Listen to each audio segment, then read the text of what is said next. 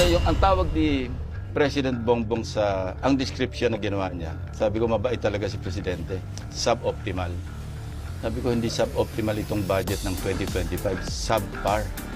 Maraming problema. Lalo ngayon may lumabas na naman panibagong issue na hindi natin alam kung ano yung totoo. Of course, sinabi ni Congressman Sid na allegedly may blanco. Yeah. Maybe he was looking at another document.